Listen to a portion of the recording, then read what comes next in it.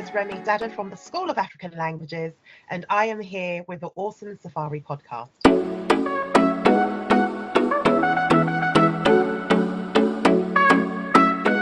The School of African Languages, and one brief paragraph I'd love to read, Remi, before I hand it over to you in our interview. It says, as children of African parents, me being one of them, I have two lovely boys, we know how frustrating it is to learn a language from a family member or to face the embarrassment that washes over us when we are unable to speak the language, especially when traveling to Africa. And this stood out to me because as an African myself, as someone living in Kenya, there are spaces I am meant to occupy, but I still cannot occupy because my language skills, my language level is not at par with those from my local community. Yeah.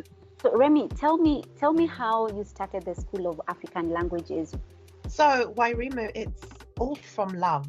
If I'm honest with you, it came from a place of love, in the sense that being an African diaspora and having parents that are African, and they had, traveled from their, sunny climate, so to speak, for economic migration reasons, or be it asylum, essentially almost like asylum seeking reasons in terms of my mum's side. So it's one of those situations where being confronted, you go family and to family parties, you're there with your cousins, people have come from all over different parts of Africa, and you're talking to people, you're laughing, but every now and then something comes up, a phrase, or laughing happens, there's a conversation happening, and for some reason I'm not tapping in. I'm like, what's going on? Why am I not getting this? What's happening? And what it is, it's because I don't understand. I just don't understand. And that's the language.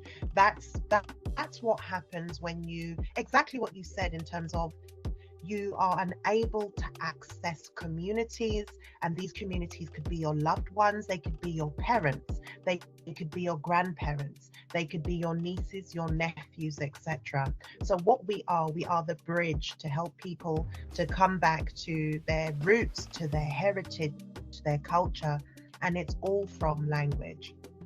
And I love that, Remi, really. Heritage and roots and culture, which seemingly to an extent have dissolved in Africa, because often our education curriculum, our modules that we are taught at university from primary school, there's an appreciation of the languages that we have imported, of our colonial leaders, of the slave trade period, where then English and Spanish and French and lingua that are not native to our people become more exalted.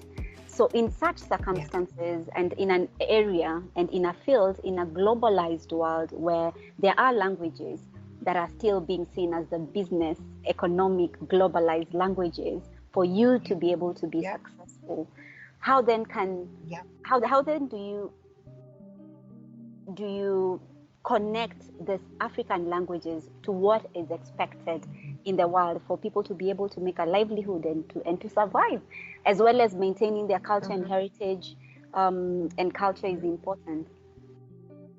Absolutely. To me, I don't know who else will agree with this, but to me, language is a currency, and it's, especially within Africa, it's one of those situations whereby so much, as you had mentioned, globalization has taken place, but there's almost a sense of reverse globalization.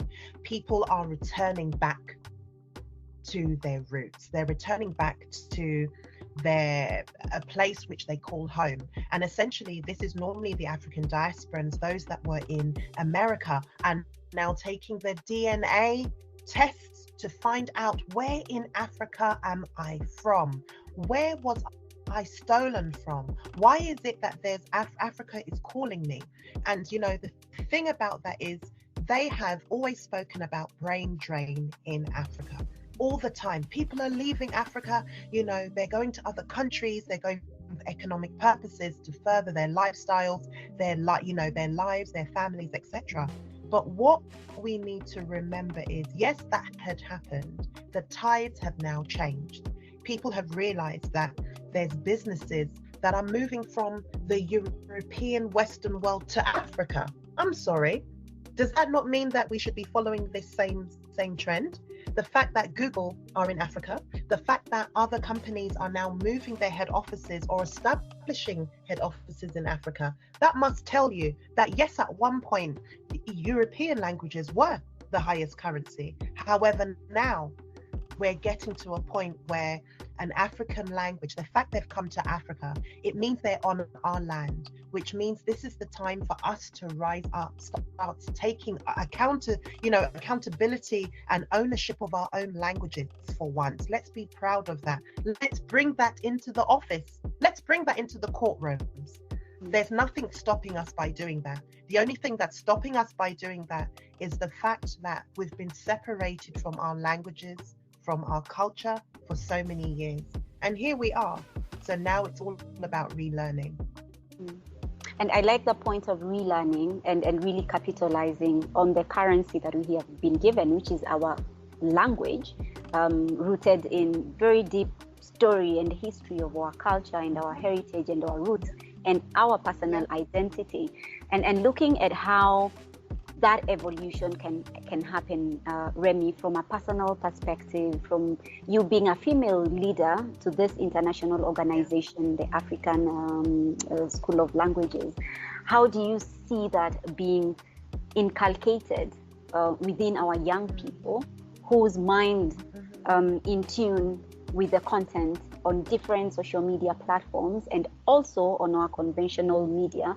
How can we best not only articulate the languages, but inculcate a culture of appreciation and acceptance in investing in these languages? You know, the key word that stood out to me there, right there, you just said appreciation. Appreciation. That's where it starts. It starts from you accepting. It's an acceptance within you to say, okay, this is who I am. Once you accept who you are, you're able to appreciate the different facets of your life. You're able to appreciate where you come from, what your parents had instilled in you, what your culture had instilled in you. So where we have to start, it always starts in the home. The other day I was on Instagram and someone had mentioned something along the lines of, I find it very strange that, parents are not teaching their children of the diaspora, their heritage language, of their heritage, of their culture. And I said, oh. So I looked at this, I thought, should I respond? I said, yes. I said, there are many reasons as to why this happens, but the two main reasons are this. One is mixed cultured marriages. What's happening now is many of us are marrying outside of our normal tribes, our normal cultures, our normal ethnicities, countries, etc. So that's one thing in terms of the dilution of cultures and languages. Then the second one is accent discrimination. Accent discrimination is by large a major thing. Whether or not that is coined, I don't know if the term's coined, but that is a true thing in the sense that your accent can stop you from progressing. Your parents in the diaspora had made that conscious decision to ensure that you are able to sound as closely to the land in which the natives, in which the land you are being brought up in, because that gave you an advantage. So when we are all saying, why is it that I can only speak the Queen's English? Why is it that I cannot speak my own, the language of our parents? It's not for us to look down on our parents and for us to be disappointed or to be disheartened that they hadn't continued that. We must look at it as they were trying to give us the best opportunity and step up in life. So going back to the original point, it truly is a situation whereby it starts from the home. It's about learning and relearning ourselves again. And then on a national level, the government has so much to do, because one of the key things that happens, being people within the education sector, we see exactly what you said. Colonial languages are on the hierarchy, they're at the top of the pyramid, where we struggle within our own classes. Our young children enter school as a native speaker at the age of 5 years old, 6 years old. They enter into the lower primary school end. They are then taught in English, bearing in mind their past 5 years they've been speaking whichever native language at home. They now have to come into school, learn a language, a new language, and topic at the same time. If we relate this to places like China, you will see that medicine and other sorts of languages are taught in Chinese and Mandarin. Does that not give them a head start? I don't understand. So why is it that our own languages were looked at as more of the minor and, less, wanted or lower down in the hierarchy? So to that, I say the government has a major position they have to play, and they need to take accountability of this. They need to do what I believe it was a couple days ago, a month ago, I read something whereby I believe Uganda has now put $800 million into delivery of Swahili, so then the East African side of things, they can now look at having a solid language. That's where we can start. Let's look at that and let's follow what they're doing. No, and I'm proud to say here in Kenya, the recognition of Swahili as a second national language since years and years back, even before UNICEF recognizing it as a global language of trade and commerce globally. Kenya had taken those steps, but it also has to do, so I kind of circle back to a few things. It also has to do with the financing and the investment in the languages. And when governments constantly keep saying they do not have sufficient funding to focus on such programs, when we are closing down program schools and completely eradicating programs of languages. Because when I speak to my mom, she tells me when she'll go to school, the first language was in her mother tongue. The introductory language as a baby was mother tongue. And in most counties, there are 47 counties in Kenya, in most counties in Kenya, and even in Africa, the introduction of most lessons for a child was their mother tongue. Then over time, this was revamped and changed, and the investment was lacking and the funding was lacking. And the question is, you having worked in this program and perhaps having reached out to different government officials and governments in Africa, how and what steps do you see the government taking practically, theoretically and practically, to ensure that we are able to see this as an opportunity that we can capitalize on, so that as we are building these roots, bringing people back to their roots, that Africa as a continent is growing and leveraging on this humongous opportunity? Right. That's a big question. It's a big question. I would love to take this question to the government as well, with you in the room, and can have this conversation. That's good to speak to.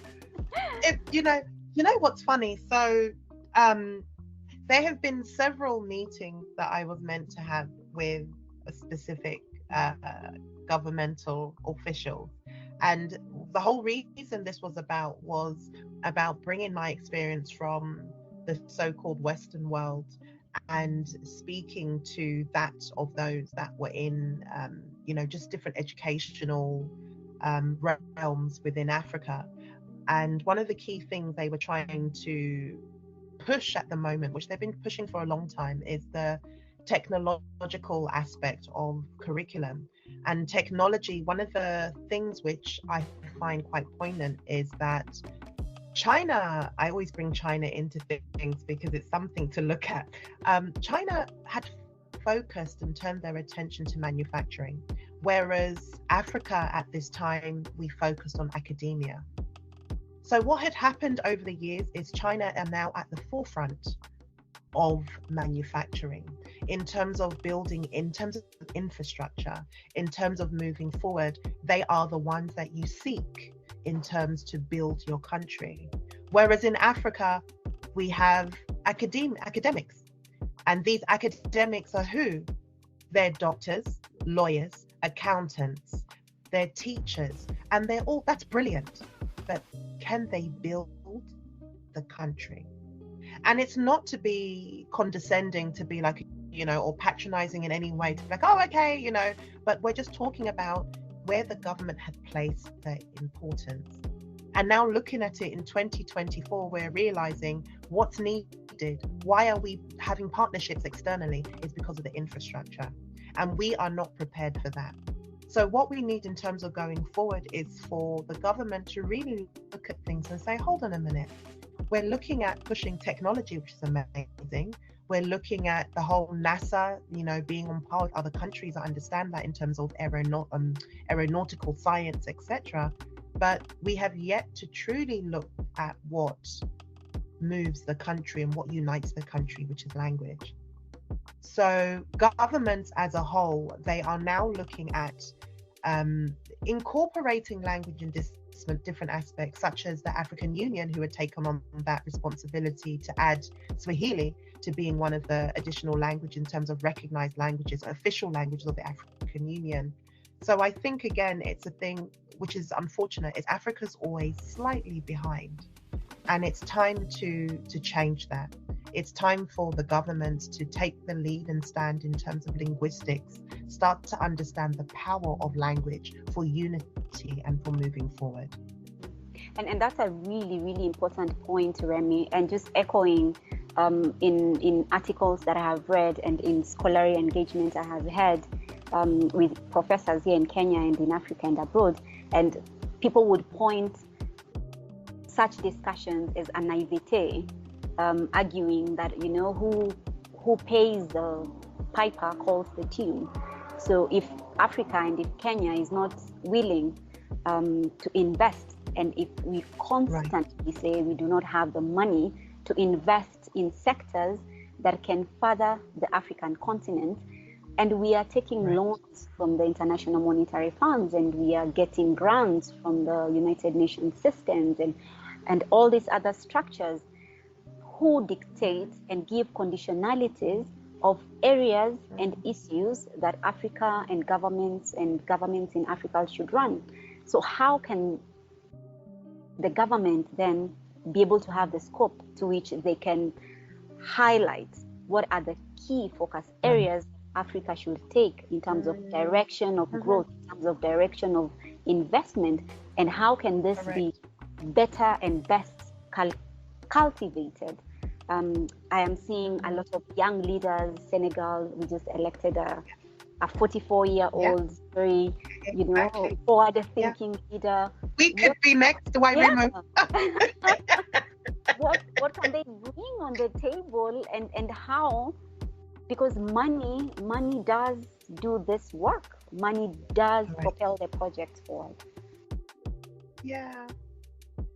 I'm in completely agreement with you in regards to that statement. I literally have nothing to add to that, because you put it so succinctly, and that's exactly the same way that I'm feeling. It's really, the one thing about Africa is there's only so much we can put on the governments.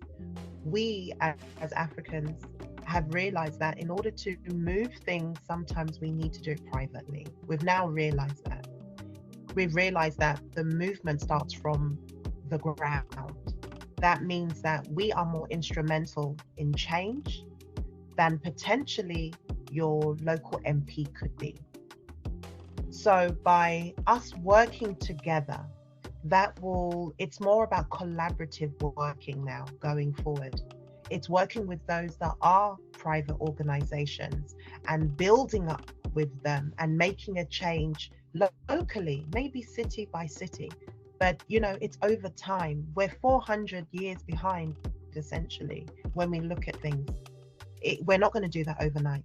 But the key thing is we've recognized this now, and we know where the discrepancies are. Those of us that are in the African diaspora, those of us who had been in Africa and traveled and been around, we understand, our eyes are opened, and we now know going forward, okay, what we need to do to move forward. So to me, it's really a blessing now. I think I'm happy to be alive at this time. And one of the book I love reading was The Revolution Will Not Be Televised. It's an activist book, and your point is pregnant to that in terms of having these private discussions of how we can make changes and working together and collaboratively. And just going back to something that you interestingly mentioned of accents, because when I met you, so my dear listeners, I met Remi in Kenya by the introduction of Hilda. Hilda is a Kenyan whom I met in Belgium. And before Belgium, we had actually bumped into each other at a movie theater, and we had gone to watch the movie Wakanda. Oh, gosh. I know, right? So talk about a globally connected world in a very... I'm telling you. Yeah, very weird, strange way, but beautiful for us to be. So I'm sending a shout out to Hilda, wherever you are, girl. Greetings from Kenya. Remi is applauding. We love you. We love you. Take care of yourself. Good luck with your masters and your internship program with the UN, not the UN, the EU Commission. So hang in there, and you're going places, young woman. And yes, now going back to the accent. When I met you here in Kenya, you had an accent. You had a British accent. We here in Kenya, I guess it's because we were colonized by the British as well. We love the British accent. We love the Queen accent. And of course, I have an accent. And something that stood out to me when I was in Canada, when I was doing my master's, is when I would speak, there'll be people who wouldn't understand. And that did not make me feel bad. I looked at that as an opportunity for me to not integrate, not to be Canadian speaking per se in English, but to ensure I am articulating my words in a manner that they can understand. So that should they be speaking Swahili to me when they come to Kenya, or my mother tongue, that they are also able to understand that they will have an accent and they are sure they can articulate. And accent is something that's made fun of. When a teacher comes to school and they have an accent from one county of the country to another county, it's always funny for children, for them to laugh about. Absolutely. Yes. Go ahead. No, I'm just agreeing with you. I'm agreeing. Yes. So, to what extent can accent be normalized or debunked to an extent that it becomes a normal conversation of, I know I have an accent without feeling guilt of it, and it's okay to have an accent. So you are a room full of people that do not speak my language. So please tell me when I am not, reaching to a point where you understand, or I'm not speaking or articulate enough in a manner that I can understand. So I think there's been some demystification of that to an extent, but not to that greatest extent. So I'd like to know, in the School of African Languages, how have you dealt with accent because I see you have programs and you have classes and you have courses. Is that an area you focus on to make people a bit aware, comfortable, and also not shy away from their accent? Because I really would love to speak like you, Remi, sometime, but I won't. No. I'm from Kenya. I'm from Mathare, and I'm like, no. And then sometimes I'm thinking in Sheng or in Kiswahili or in Kikuyu or in Kamba or Luo. Then I have to translate it in English. So sometimes I can be a bit disjointed from what is in my mind and what comes out of my mouth. I'm telling you. I laugh at that because I do that in English. So, it's one of those things. It's one of the things I've realized. So in answer to your response to your question, we encourage accents in the classes because you want our native teachers, you want to sound as close to the native teacher as possible, because then that will allow you to blend in when you're actually in the country. So yes, we do highlight it. We highlight it positively, rather than looking down on it and being like, an accent can stop you from moving forward. It's the complete opposite in Africa. If you have the correct accent in Africa, you have an accent in Africa, full stop. That means you're able to move in ways that you wouldn't be able to move. So for us, it's an asset to have an accent. So when we hear people saying things such as, tribally, you're from a certain tribe, you may have a certain accent. Yes, you may stand out, but that's also something that we appreciate and we love. And that helps us to learn. We need to understand the differences. When I hear a different accent, I'm intrigued. Oh my gosh, where is that from? I love that accent. Where is that accent from? I learned something new, rather than the way it can be looked at in certain European countries, not all countries, in some European countries, an accent can just stop you and block you from moving forward. And that's the same for our Asian brothers and sisters from India, China, etc. So again, it's exactly what you said. It's about clarity. So it's not about having the accent. As long as we can communicate, we're all winning. I like that, as long as we can communicate. And I'm sure, dear listener, Safari podcast listener, you might have listened from Remi from the beginning and something just popped up. And when she talks about intermarriages and how intermarriages are diluting cultures and languages as well. And as we know, in Africa, we have over 3,000 African languages, very uniquely spoken by different people, right, and even more. Yeah. And perhaps just wondering, if you're to maintain, and sometimes this has been taken to the extremity as well, when we talk about white supremacists and people who do not want to intermarry to maintain a certain race, when you talk about the Nazis, right. During the Holocaust.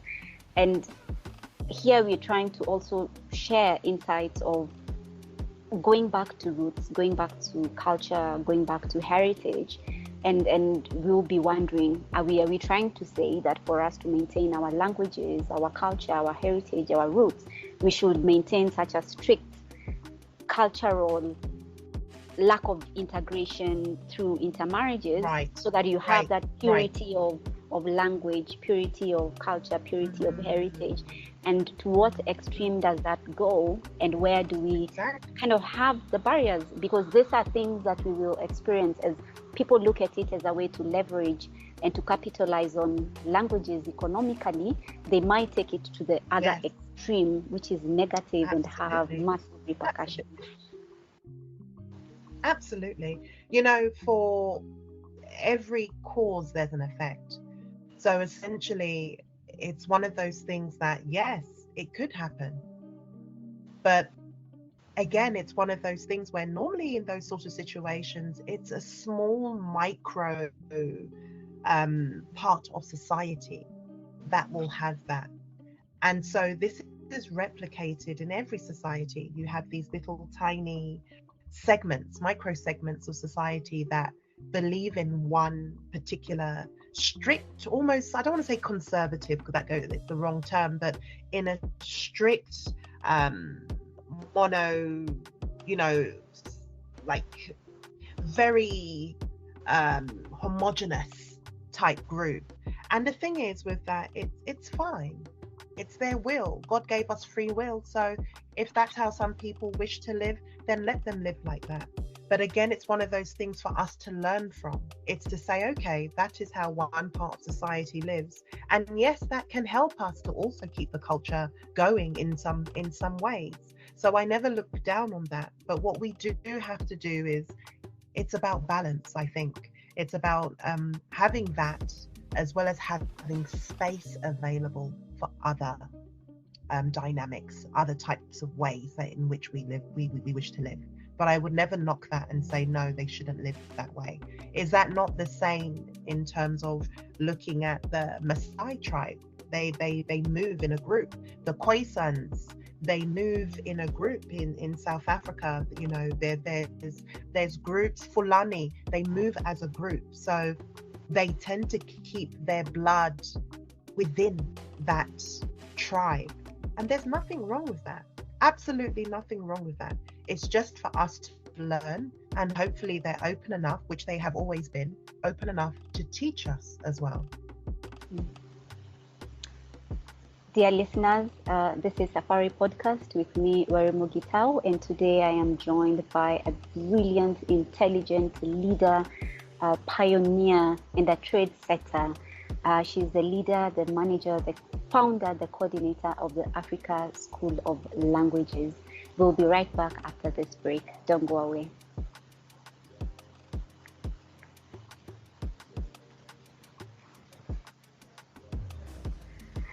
All right, welcome back, Remi. Good to have you. We are tuned in via Teams channel. Where are you? Can you tell my listener where you're tuned in from? I am in the cold, rainy Gillingham, Kent, which is in the UK, the south of England, I would say, southeast England. Okay. And I am tuned in to a very chilly Nairobi this afternoon as well. It's the rainy season, so also really cold. So keep warm. So thank you, Remi, for joining us. And take us through what the School of African Languages Learning. I have a listener there wondering, how can I be part of the African School of Languages? What does it have to offer to me? And how can I partner or collaborate or enroll with you? Yeah. Wonderful. So all of you that are listening to the Safari podcast, thank you for listening, number one. And I hope that we'll see you if there are any languages within the African continent that you are thinking to pick up and learn. Remember, as we had spoken about today, language is a currency. So when you're thinking about potentially moving within Africa, it's such a blessing to have that language skill that allows you to even bond perhaps with your next manager, to bond with your next colleagues. It allows you to move around Africa with ease and with greater confidence. And that's why we are here. The School of African Languages, just go online, exactly as it says, www.theschoolofafricanlanguages.com. And what you can do is send me a message. It makes it even easier for you. You can jump on there, click on send a message or course inquiry, come straight through to us, and we will get back to you. We are also open to partnerships. One of the key things we are doing at the moment, Wairimu, which I'd love to speak to you about as well, is we are launching an app, and it's the first of its kind. It's an African, it's an African travel buddy app. And it is the first of its kind. We are launching that in September. So that's a little preview there for you. And what that means is you are able to use this app within Africa to move around. It helps you with language. It helps you with connecting with other people within Africa. It's a wonderful app, but I would say that because we designed it, but it's absolutely amazing. So please look out for that for more information on that. But please come to our website, follow us on Instagram at Speak an African Language. So that again is at Speak an African Language on Instagram. And we are so open to discussions. There may even be something where I haven't mentioned in terms of partnerships that you may be able to let us know the opportunity. So please, we are so open to this. And you know, our background is education as well, and curriculum development and linguistics, language. So please do get in contact with us. We are so open to more discussions. Great. Dear listener, Safari Podcast listener, there you have it. From Remi Dada of the African School of Languages, and I'm looking forward for the app. I would love to see, because I have traveled in several African countries and I didn't have this app. I think it would have been really cool to see what are some of the languages where I have been in Nigeria, in Sierra Leone, in South Sudan, and in Sudan, to just be able to interact with the local communities. And Remi, we talked about, the Safari podcast is one that looks at what amazing work that you're doing but also looks at you as Remi, as a female leader. So if you can share and talk to us some of the unique challenges you have faced and some strategies you have taken in as a way of coping, to be able to be who you are. You also shared with me you have a son, and it will be interesting to know how you balance it. There's the work-life balance that comes as a woman, and how you do it. Yeah. Can I say it's non-existent? Work-life balance is non-existent. I'm telling you, it's non-existent. Let me tell you, do you know, one of the greatest things that I've heard before is when you're disciplining your children, the hardest thing is to discipline yourself out of them. So it's almost hypocritical when you are disciplining them on something that it's your own character. So one of the key things, I have learned from that is, he's a 13-year-old boy, and he's going through the stages of, changing into a man essentially, and he's getting to know, he's having this self-awareness, which is opening up.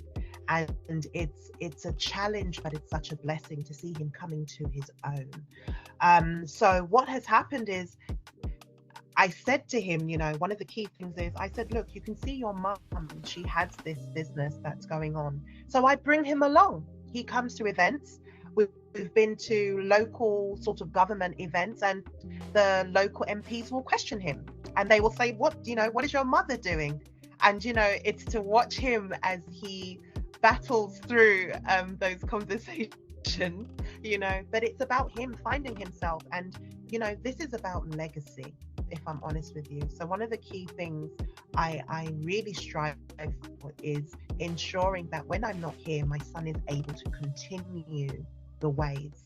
And it may not be in this particular path, but it's to instill in him certain characteristics that will allow him to grow and become such a beautiful human being. Not a man, a human being.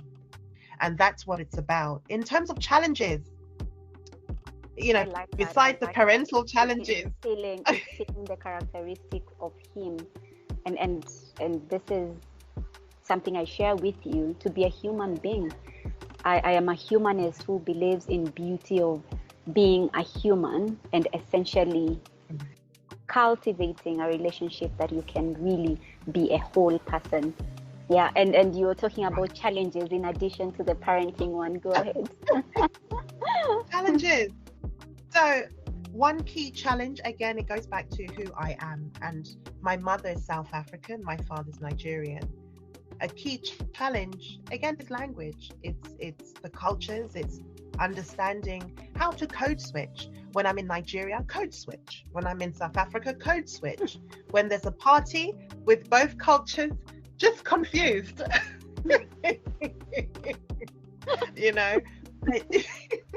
Oh dear. But you embrace it.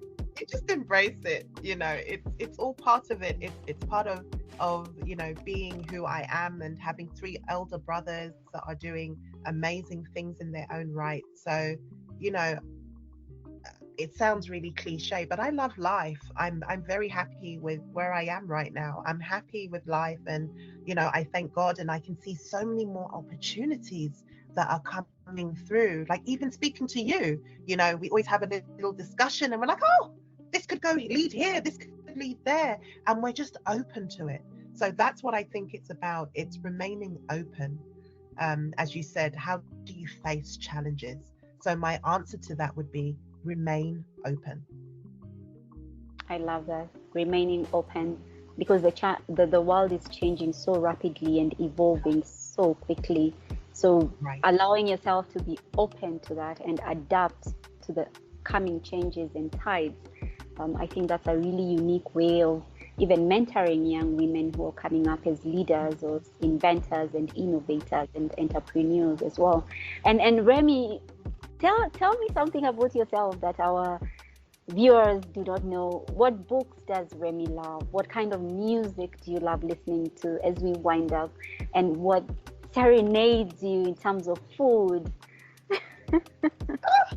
Okay, that's a lot of that's a lot of information. I'm going to keep this short for you.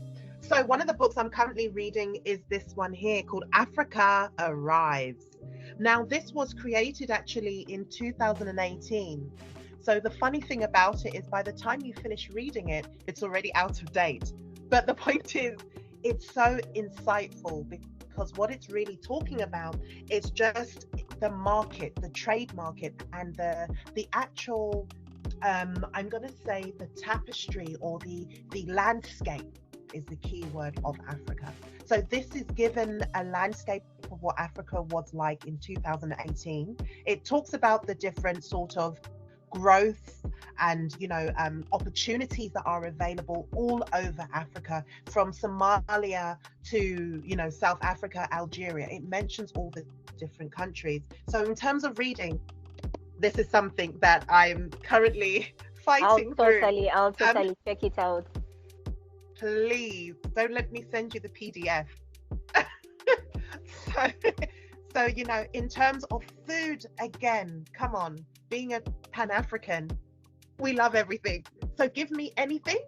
I'm open to tasting all different types of cuisines, from the tagine from Morocco all the way through to pap and moroho in South Africa, all the way through to Somalia with injera and all their different foods. So food, I'm open again to remain open. That one's open.